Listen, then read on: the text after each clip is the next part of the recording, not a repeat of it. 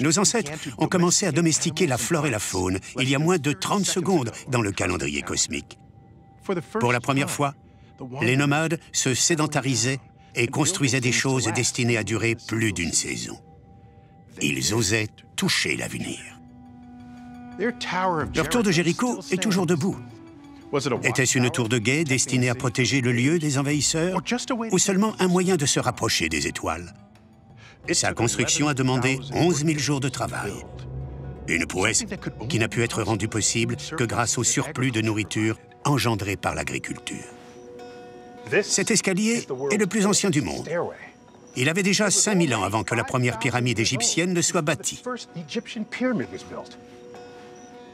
Gravir ces marches revient à marcher sur les traces de 300 générations.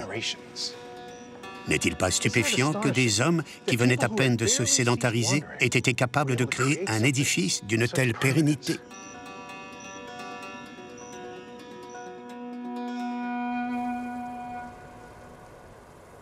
Le régime alimentaire riche et varié des chasseurs-cueilleurs, constitué de plantes, d'insectes et d'autres animaux, s'est modifié.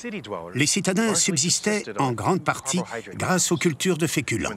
Et lorsque les pluies ne venaient pas ou qu'un champignon affectait les graines, le manque de vivres entraînait une famine à très grande échelle. Au XVIIIe siècle, en Inde, les famines causées par la sécheresse et la mauvaise gestion des colons britanniques tuent 10 millions de personnes. En Chine, au cours des famines du XIXe siècle, plus de 100 millions de personnes périssent. La grande famine qui touche l'Irlande, autre conséquence de la politique impériale britannique, fait 1 million de victimes et pousse 2 autres millions de personnes à fuir le pays en quête de nourriture. Au Brésil, la grande sécheresse de 1877, avec l'épidémie qu'elle engendre, est comparable. Plus de la moitié des habitants de la province du Nord-Est meurent de faim. En Afrique, les famines qui ont frappé l'Éthiopie, le Rwanda et le Sahel ont fait d'innombrables victimes.